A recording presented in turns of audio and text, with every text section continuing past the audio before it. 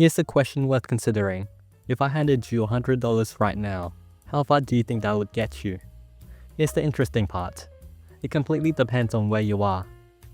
In some countries, a $100 bill can get you a hotel room, a few great meals, and maybe even some shopping. In some countries, it might barely cover a dinner for two. The same amount of money, but widely different values. So why isn't money just money and everywhere? Why is currency worth more in some places and less in others? Stick with me. By the end of this video, you'll understand exactly why, and it's simpler than you might think.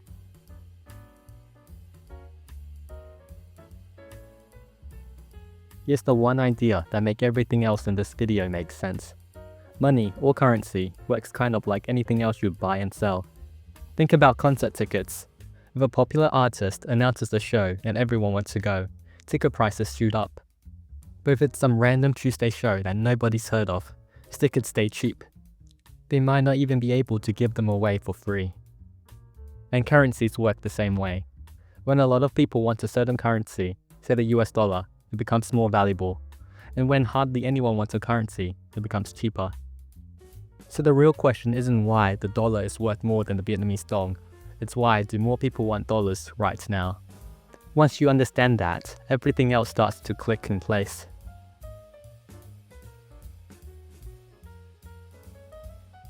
At this point, you're probably wondering, if a currency works like a product, why would somebody want one currency more than the other in the first place? What makes the US dollar more appealing than, say, the Mexican peso or the Japanese yen? It usually comes down to three main reasons. The first reason is that people want to buy something from that country. Let's say you're planning a trip to Japan.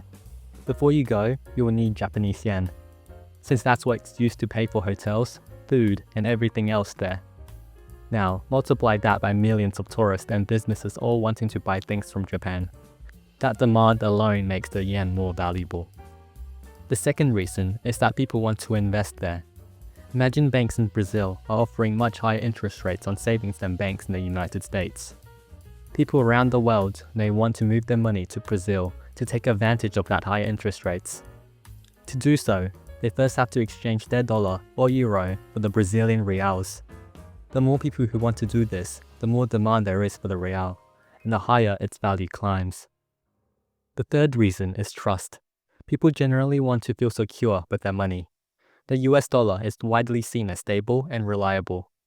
So many people around the world choose to hold on to it, much like keeping their savings somewhere safe rather than somewhere risky. Ultimately, it comes down to this.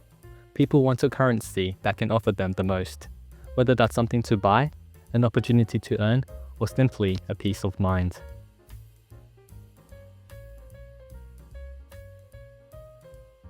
Let's put this all together with a quick example, so you can see how it plays out in real life. Imagine tourism to Japan suddenly surges. Perhaps a popular film was filmed there, and now millions of extra tourists want to visit. Before they go, they all need to exchange their money for the Japanese yen. This will create a massive wave of demand for Japanese yen. And now, let's recall the concert ticket example. When demand rises like that, the prices rise with it, and as a result, the yen becomes more valuable. Now, let's consider this opposite scenario, because this next example is genuinely striking. Back in the late 2000s, Zimbabwe was printing enormous amounts of its own currency, far more than its own economy could actually support. So when there's a sudden surplus of something, but demand doesn't grow at the same pace, its value collapses. Prices for everyday goods began doubling almost daily, and eventually the government had to print $100 trillion bills just to cover the cost of one loaf of bread. The pattern is clear. Greater demand for a currency will strengthen it, and reduced demand will weaken it. Excessive printing, on the other hand, can also weaken it dramatically.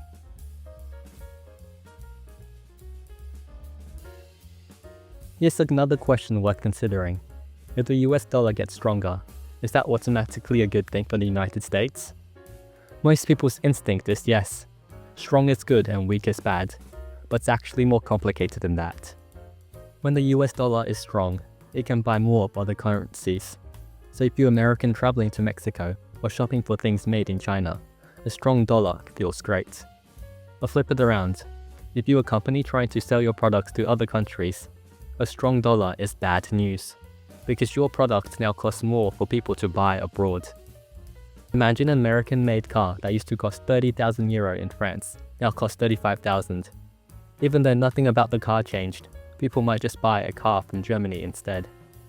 This increase in price is directly because the US dollar is now worth more comparatively to the euros. Now, flip it again. A weaker dollar makes American products cheaper and more attractive overseas, which can be great for US businesses. However, this is not the case for everyday Americans, as they can feel it too, since imported goods and traveling abroad will now cost more. So a strong currency isn't automatically a win, and a weak one isn't automatically a loss. It depends who you are and what you're trying to do.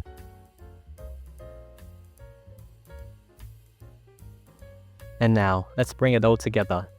Currency is just like anything else people want to buy and sell, whether that's concert tickets, sneakers, or anything in between.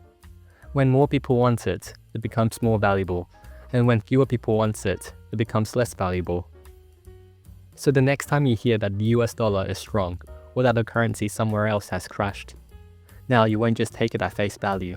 You'll understand why, because at the end of the day, a currency's value is really just a reflection of how much the world wants a piece of that country. Its goods, its opportunities, and its trust.